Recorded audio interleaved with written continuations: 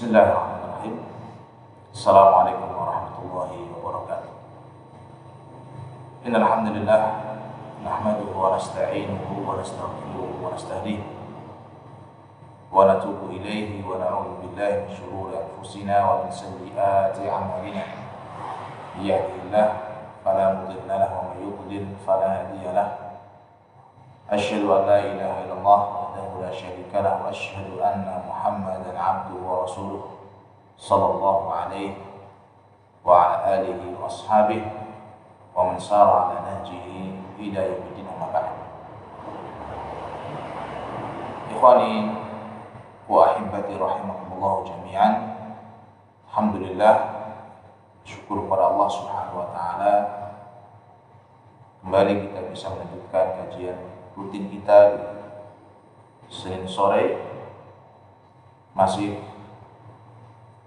dengan pembahasan arkan al-iman, prinsip-prinsip keimanan atau rukun-rukun iman yang 6, dan biidznillah ta'ala kita pada sore hari ini akan membahas tentang rukun iman yang terakhir, yang ke-6, yaitu al-iman bil qadar khairihi wa syarrihi, beriman kepada takdir yang baik dan yang buruk.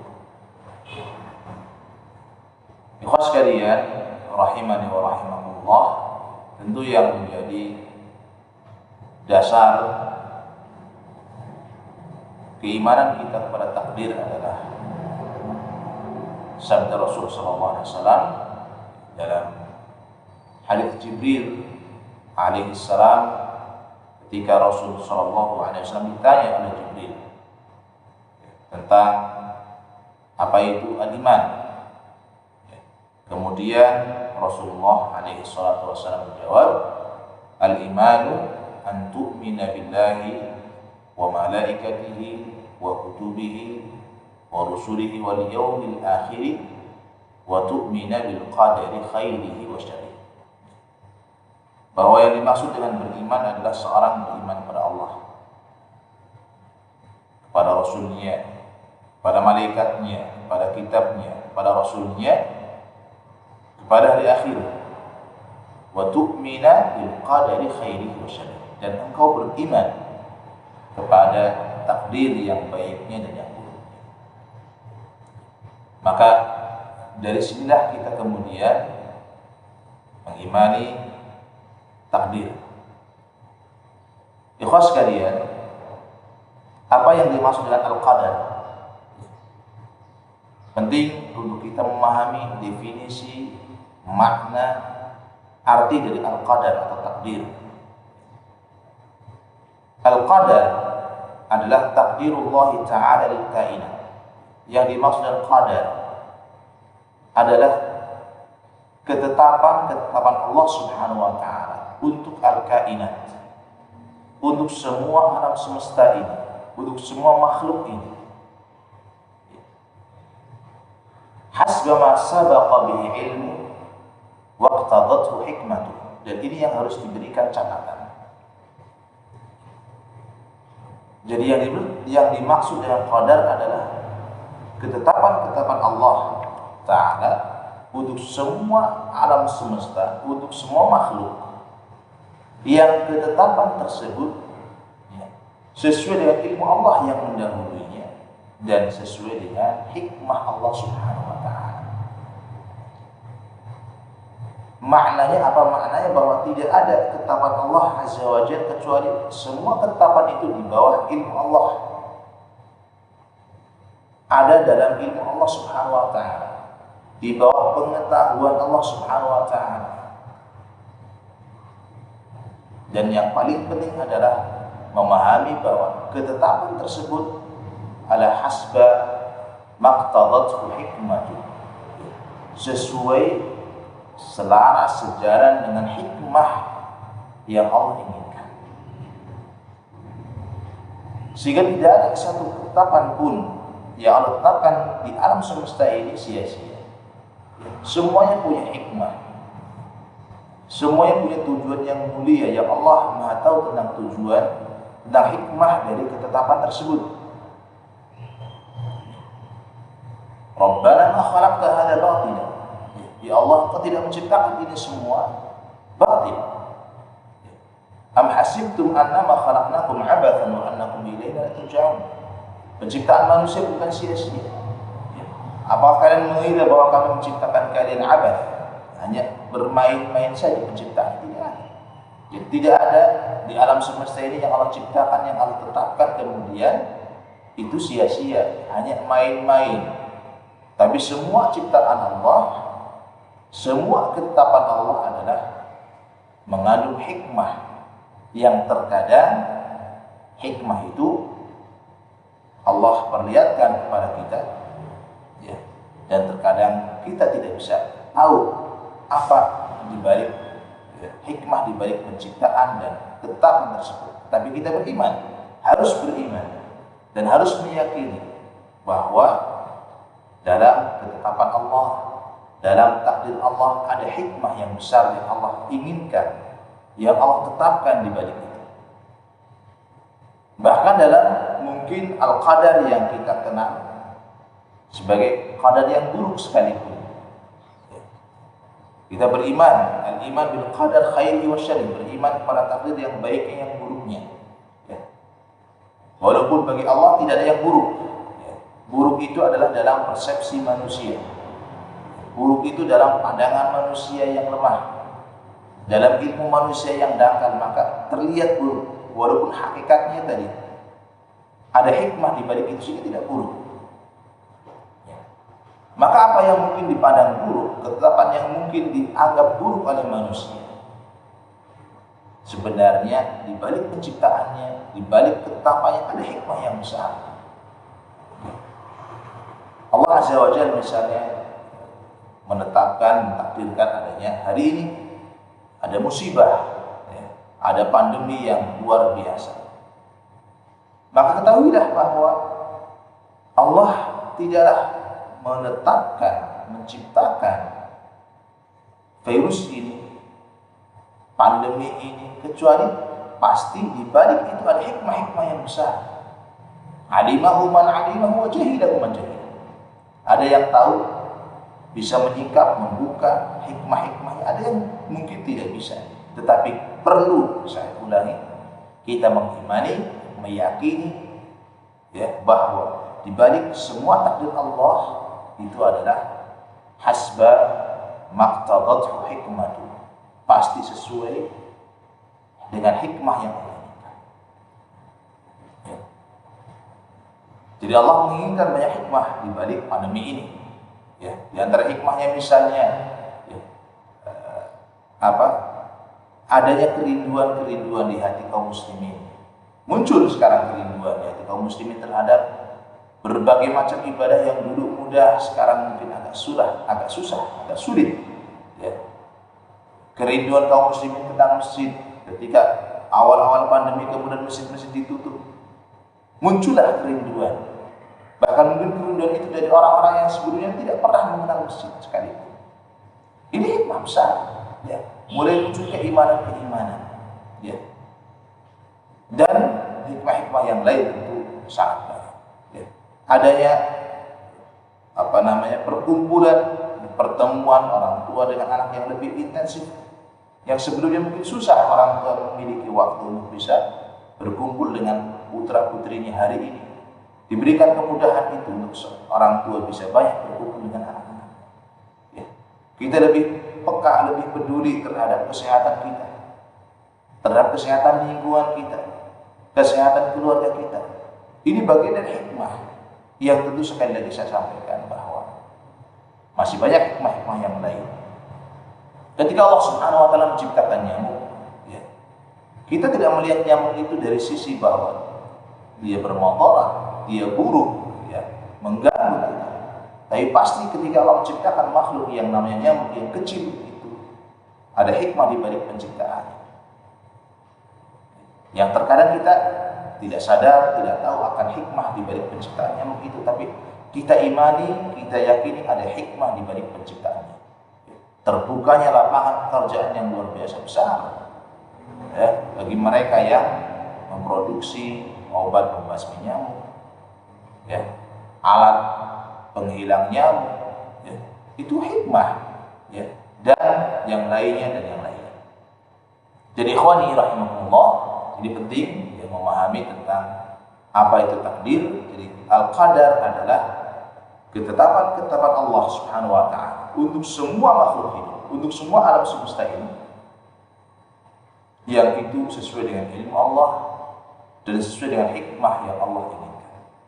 Maka di dalam beriman kepada al-qadar ada 4 maratib, ada 4 tingkatan, ada 4 poin yang harus diimani oleh seorang muslim.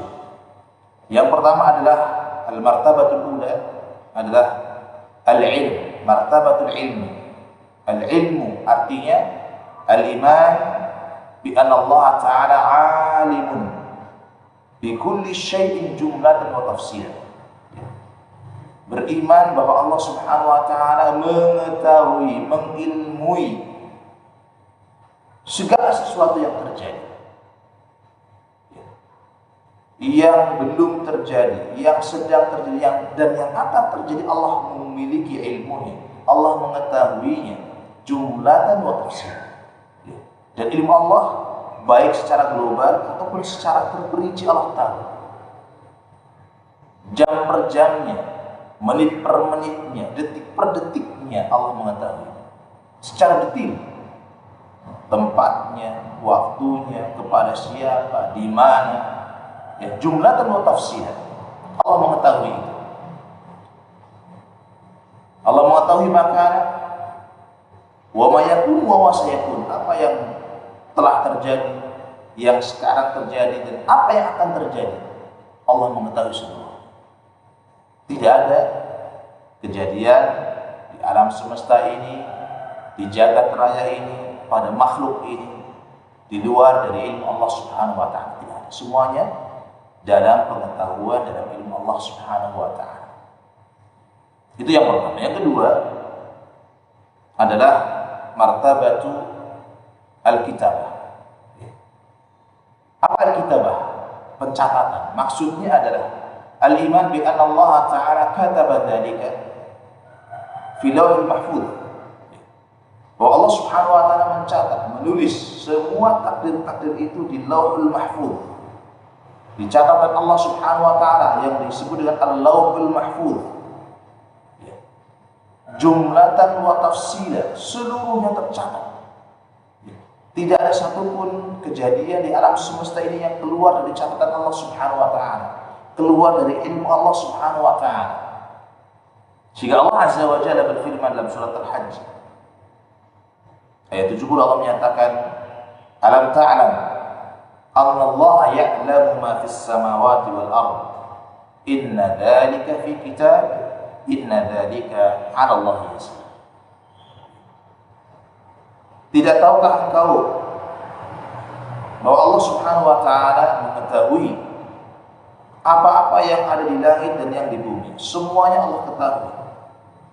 Kejadian di langit, kejadian di bumi, Allah mengetahuinya. Inna dzalika fi kitab. Dan itu semua ada dalam Al-Kitab. Itu Lauhul Mahfuz.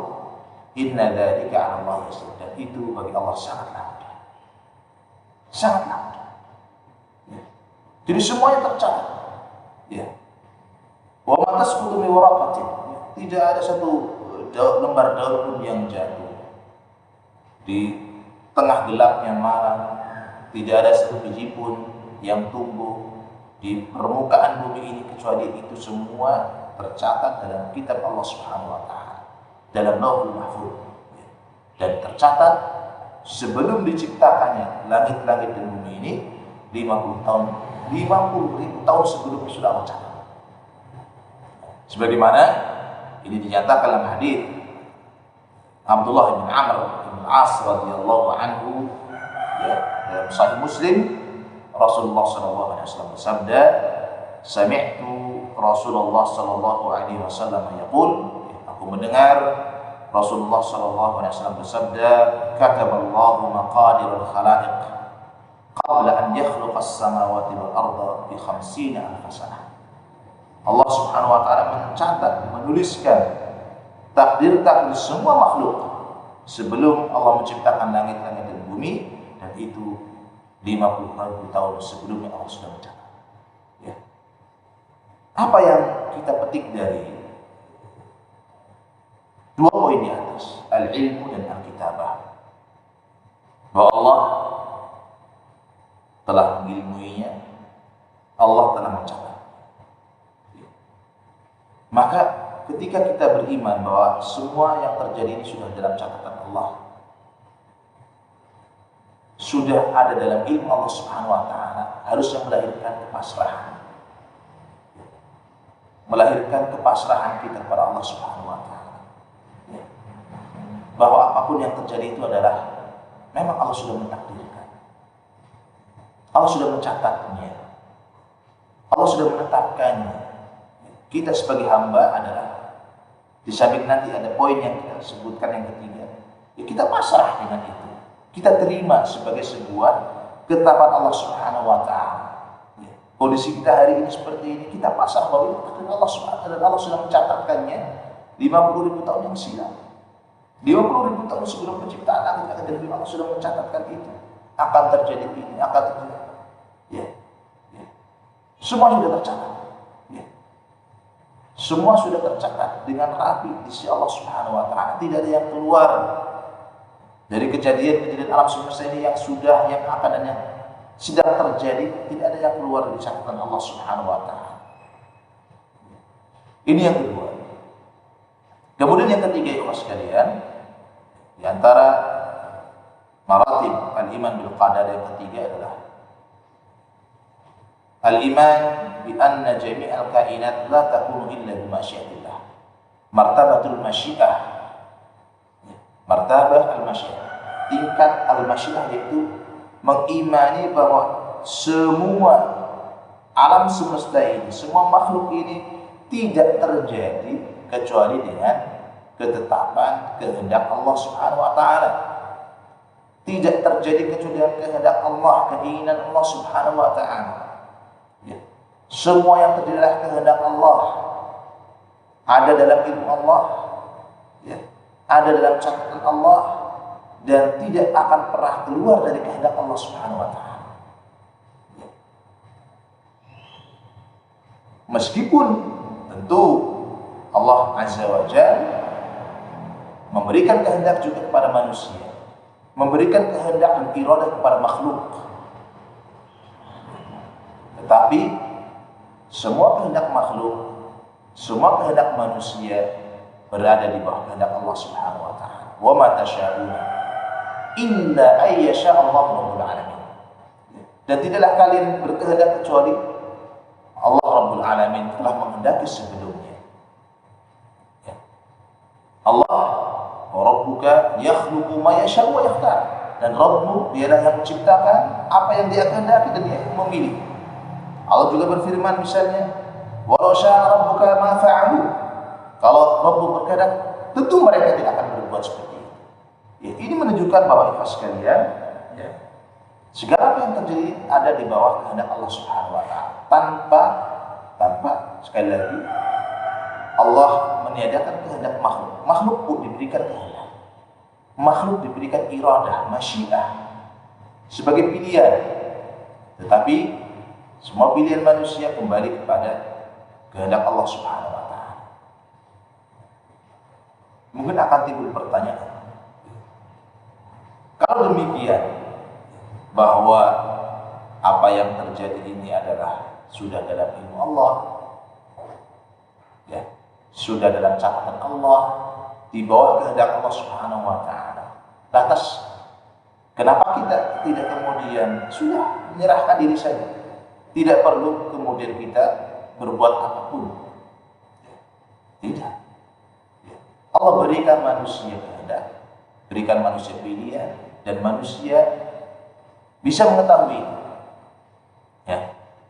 Ada perbuatan-perbuatan, ya, yang mana manusia bisa menilai, mana perbuatan yang memang manusia tidak punya campur tangan di situ sedikit pun,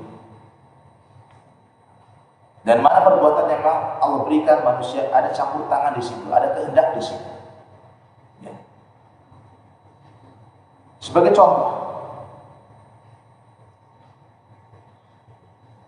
gemetar, ya, menggigil ketika orang sakit. Kondisi menggigil ketika orang sakit adalah kondisi di mana orang tidak punya kehendak. Ya. Tidak bisa dia kemudian untuk memberhentikan ya, menggigilnya, gemetarnya. Kenapa? Karena itu kehendak yang manusia tidak punya pilihan.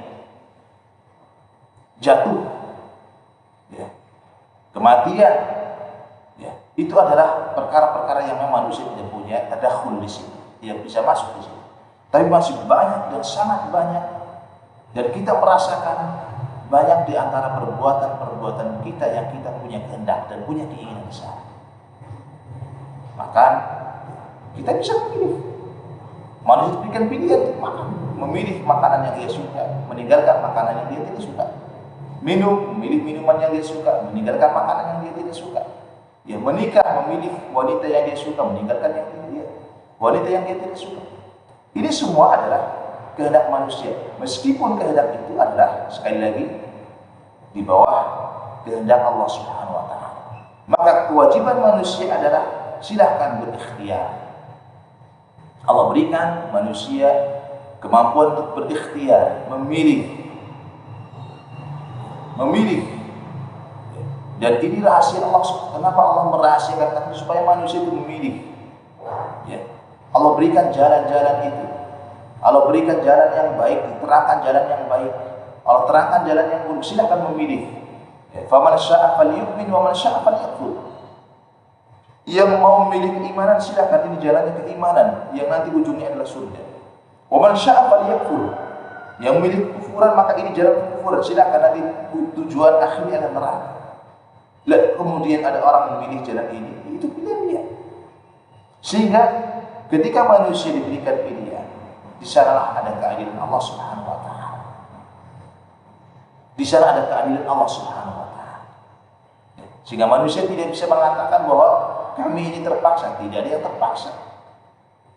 Karena manusia diberikan pilihan. Untuk beriman silahkan, untuk kufur silahkan. Untuk menjadi orang yang bersyukur silahkan, menjadi orang yang kufur silahkan. Diberikan pilihan, tetapi kalau kufur ini akibatnya. Kalau beriman ini hasilnya. Diberikan pilihan, diberikan jalan, diberikan petunjuk. Ikhwas sekalian yang dirahmati Allah Subhanahu wa taala. Kemudian yang terakhir dari 4 martabat keimanan bertakdir adalah al-iman bil khalq, bahwa semua yang terjadi di alam semesta ini adalah makhluk ciptaan Allah Subhanahu wa taala. Jadi takdir ini tidak keluar dari ilmu Allah, tidak keluar dari catatan Allah, tidak keluar dari kehendak Allah, dan tidak keluar dari bahwa semua adalah makhluk Allah Subhanahu wa taala. Barang siapa yang beriman kepada 4 poin di atas, maka dia telah beriman kepada takdir dan keimanan yang benar. Beriman pada takdir dan keimanan yang benar. Perkara yang penting yang harus menjadi pemahaman kita seluruhnya adalah, sekalipun tadi bahwa semua yang baik yang buruk adalah takdir Allah Subhanahu wa taala, dan itu ada dalam ilmu Allah, dalam catatan Allah, dalam masyiah Allah, dan itu makhluk Allah Subhanahu wa taala. Maka sejatinya ikhwas sekalian, siapapun yang beriman pada takdir, maka keimanan pada takdir itu tidak memberikan dia hak dan ruang untuk berargumentasi dengan takdir di saat dia melakukan sebuah kesalahan. Ini perlu dicatat, bahwa berargumentasi, berdalil dengan menggunakan takdir di saat meninggalkan kewajiban, melanggar aturan, melanggar yang haram, itu tidak dibenarkan dan akan ditolak oleh Allah Subhanahu wa taala. Siapapun orang-orang yang kemudian senang, suka berargumentasi dengan takdir. Di antara dalil yang membantah orang-orang yang berargumentasi dengan takdir, ya. Dan bahwa argumentasi ini ditolak di dunia dan ditolak di akhirat, tidak bisa diterima. Orang ketika dia meninggalkan sholat, ya, maka bisa dia ditegur, wahai fulan, kenapa engkau tidak sholat? Dia mengatakan, ya, ini takdir Allah. Ya, sudah ada dalam catatan Allah 50.000 tahun sebelum Allah menciptakan langit dan bumi, saya ditakdirkan tidak sholat. Ya. Kalimat dia ini takdir Allah ketika dia meninggalkan sholat itu adalah argumentasi yang runtuh yang tidak bisa diterima. Kenapa? Nanti kita sebutkan. Ketika seorang kemudian melanggar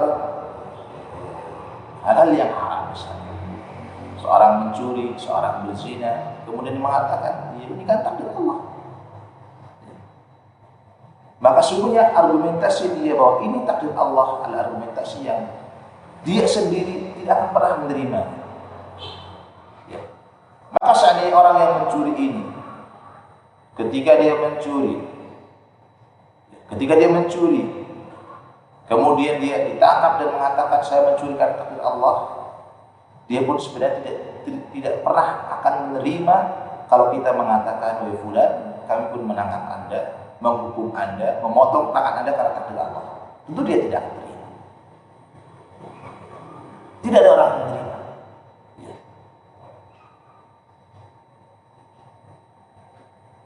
Oleh karena itulah ketika ada seorang yang mencuri di zaman Umar radhiyallahu anhu. Ketika ada orang yang mencuri di zaman Umar radhiyallahu anhu, kemudian pencuri ini ditangkap dan akan diberikan hukuman potong tangan, maka pencuri mengatakan, ya Umar, sesungguhnya saya mencuri karena takdir Allah. Ya. Dia mengembalikan perbuatan salahnya kepada takdir.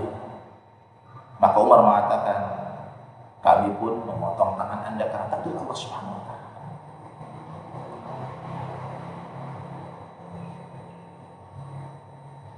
Seandainya beriman dengan atau seandainya berargumentasi dengan takdir dan perkara yang dibolehkan, maka tidak ada orang yang salah. Tentu akan sama Fir'aun, ya, akan sama dengan Musa alaihissalam. Tidak ada bedanya. Kenapa? Karena Fir'aun nanti di yaumul qiyamah mengatakan, ya Allah, saya mengatakan ana rabbukumul a'la. Ya, saya pernah mengatakan di dunia saya adalah Rabb yang paling tinggi. Saya adalah Rabb yang paling tinggi. Tentu perkataan itu dia akan mengatakan, ini karena takdir Engkau ya Allah sehingga saya mengatakan demikian. Tidak ada orang yang bisa menerima kalimat ini. Ya. Tentu syaitan, iblis tidak akan pernah bisa dihukum di yaumul qiyamah. Kenapa? Karena syaitan dan iblis nanti di hadapan Allah Subhanahu wa ta'ala mengatakan, walau syaa rabbuka ma fa'al. Tentu dia akan mengatakan, ya Allah, saya kufur seperti ini pun karena takdir Engkau ya Allah. Tentu ini tidak ada orang yang bisa menerima takdir argumentasi yang seperti ini. Maka ikhwan sekalian, ya, bahwa berargumentasi dengan takdir tidak dibenarkan dalam perbuatan kesalahan dan dalam meninggalkan perintah. Tetapi boleh seorang berargumentasi dengan takdir dalam hal musibah. Ya, sakit mengatakan qadarullah wa masyaa fa'al. Kecurian mengatakan qadarullah wa masyaa fa'al. Ada kebakaran misalnya kita mengatakan qadarullah, itu takdir Allah. Ya. Ini dibenarkan. Tetapi berargumentasi mengatakan ini takdir Allah, ini ketetapan Allah, maka saya berbuat begini, saya meninggalkan ini perkara yang tidak bisa diterima di dunia dan tidak bisa diterima di akhirat. Di dunia saya tidak diterima. Seorang polisi, ya, seorang polisi tidak akan pernah menerima, ya, penjahat yang dia tangkap kemudian mengatakan, wahai Pak Polisi, jangan hukum saya, jangan adili saya, jangan penjarakan saya. Kenapa? Karena saya melakukan begal ini, pencurian ini karena takdir Allah. Ya. Kalau itu diterima, nggak ada orang di penjara, tidak ada orang yang akan salah, semuanya selesai, semuanya akan selesai dengan mengatakan ini takdir Allah. Ya. Kalau saja kawan sekalian berargumentasi dengan takdir di dunia sudah ditolak, Terlebih lagi kemudian ketika ada orang yang berargumentasi seperti di yaumul qiyamah di hadapan Allah Subhanahu wa taala.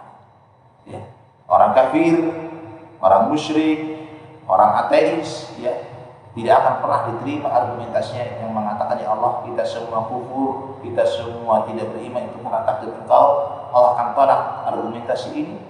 Kenapa? Karena Allah sudah menghadirkan para nabi, menurunkan para rasul, menurunkan Alkitab, tujuannya, fungsinya supaya mereka tidak bisa berhujjah kembali di hadapan Allah di yaumul qiyamah. Allah terangkan, ini Islam, ini kufur, ini kebenaran, ini kesalahan, silahkan memilih. Ikhwan sekalian, tentu panjang ya, pembahasan tentang beriman pada takdir dan tidak cukup dengan satu kali pembahasan ya. Dari waktu yang terbatas kita akan persingkat pembahasan kali ini dengan pembahasan yang terakhir adalah buah dari keimanan kita pada takdir ya, paling tidak 3 hal yang bisa kita petik, walaupun masih banyak buah-buah yang lain, paling tidak ada 3 hal yang kita petik di saat kita beriman pada takdir adalah al-i'timad ala Allah. Ya. Kita akan menjadi orang yang terbiasa bersandar kepada Allah Subhanahu wa taala. Menyerahkan urusan kita kepada Allah Subhanahu wa taala tanpa menafikan itu al-akhdhu bil asbab.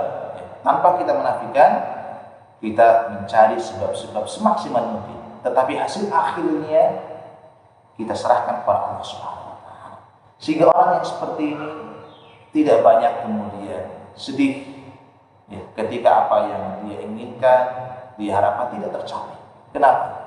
Karena dia tahu itu semua sudah ada dalam ketetapan Allah Subhanahu wa taala. Tugas dia, kewajiban dia adalah mencari sebab, melakukan sebab, memperbanyak sebab. Adapun hasil akhirnya dikembalikan kepada Allah Subhanahu wa taala. Yang kedua, dengan beriman pada takdir maka seorang tidak punya al-ujub, ya. Tidak punya sifat membanggakan diri, membanggakan hasil pekerjaannya sendiri. Ya. Karena semua apa yang dia lakukan, kalaupun dia berhasil, dia sukses, ya, maka keberhasilan dan kesuksesan itu adalah nikmat dari Allah Subhanahu wa taala, pemberian dari Allah. Memang Allah sudah mencatatkan. Bukan murni dari hasil jerih payah dan usaha dia sendiri, bukan murni dari hasil keringat dia, tidak. Iya, dia punya andil di situ, dia mencari sebab di situ, tetapi tetap hasil akhirnya adalah dari Allah Subhanahu wa taala. Sehingga seorang muslim ya, yang beriman pada takdir selalu mensyukuri ini adalah nikmat Allah Subhanahu wa taala. Tidak ada ujub, tidak ada bangga diri, tidak seperti Qarun yang kemudian dia mengatakan innama utitu min ilmin indi. Ini semua karena ilmu saya tidak ada. Ya. Apa yang kita peroleh hari ini, prestasi yang kita raih hari ini bukan karena ilmu kita, semata-mata karena ilmu kita, karena jerih payah kita, karena keringat kita, tidak. Tetapi itu adalah dari kehendak Allah Subhanahu wa taala yang sudah Allah catatkan di Lauhul Mahfuz. Kemudian yang terakhir, yang ketiga, ya, bahwa akan orang yang beriman pada takdir akan hadir dalam dunia at-tumaninah, ketenangan jiwa, ya, ketenangan jiwa, ar-rahah an-nafsiyah, ada ketenangan batin ya, terhadap apa yang menimpa dirinya. Ya, kalaupun dia diberikan kebaikan, dia pun tenang. Kenapa? Karena dia tahu kebaikan itu adalah nikmat dari Allah yang wajib untuk dia syukuri. Kalau kemudian dia tertimpa musibah-musibah, keburukan-keburukan, dia pun akan merasa tenang. Kenapa? Karena dia tahu itu adalah takdir Allah Subhanahu wa taala yang ingin menguji dirinya. Ya, ma asaba min musibatin fil ardi wa la fi anfusikum illa fi kitabin min qabli an nabra'aha. Inna dzalika 'ala Allah yasir. Maka seorang muslim yang beriman pada takdir, semua perkaranya menjadi baik. Dan ini tidak akan pernah dimiliki kecuali oleh seorang muslim saja. Ajaban li amril mu'min in amrahu kullahu khair. Sungguh mengherankan, menakjubkan perkara seorang muslim itu. Ya. Inna amrahu kullahu khair. Semua perkara baik. Wa laisa dzalika illa mu'min. Dan itu tidak dimiliki kecuali oleh seorang mukmin saja. In asabatu sarra'u syakara. Ditimpa kemudahan, kebaikan-kebaikan, dia bersyukur. Fakana khairan lah. maka syukurnya baik bagi dia. Wa in asabathu dharra'u sabar. Ketika ditimpa musibah, madarat, keburukan-keburukan, dia bersabar. Fakana khairan, maka itu pun baik bagi. Sehingga orang yang beriman pada takdir akan selalu melihat kebaikan. Takdir yang baik diterima dengan baik. Kalaupun ada takdir yang buruk, dia tahu bahwa di balik takdir yang buruk itu ada hikmah yang besar yang Allah inginkan, sehingga dia pun bersabar menerima takdir itu, dan dengan kesabaran Allah akan ganjar dia dengan pahala yang berlipat. Maka ikhwas sekalian, perlu kita terus kita menggali keimanan kita kepada takdir Allah Subhanahu wa taala agar kita bisa berjalan di muka bumi ini dengan keseimbangan. Berjalan dengan seimbang. Kita mencari sebab, melaksanakan sebab, memperbanyak sebab, tapi kemudian kita kembalikan semua sebab itu kepada Allah Subhanahu wa taala. Akhirnya ini yang bisa disampaikan, mudah-mudahan bermanfaat. Masih banyak poin-poin yang harus digali dalam beriman kepada takdir dan keimanan-keimanan yang lain. Dalam beriman kepada Allah masih banyak poin yang harus kita gali. Beriman kepada malaikat masih banyak poin yang harus kita gali, termasuk kepada kita, kepada Rasul, pada hari akhir. Dan hari ini kita berbicara tentang iman pada takdir pun adalah masih banyak poin yang harus kita gali, yang harus kita fahami tentang masalah takdir ini, supaya kita lebih dan lebih lagi keimanan kita, bertambah keimanan kita, keyakinan kita kepada arkanul iman ini. Mudah-mudahan yang singkat ini bermanfaat. Wassallallahu wasallam wa baraka ala nabiyina Muhammad. Subhanakallahumma wa bihamdik, asyhadu an la ilaha illa anta, astaghfiruka wa atubu ilaik. Assalamualaikum warahmatullahi wabarakatuh.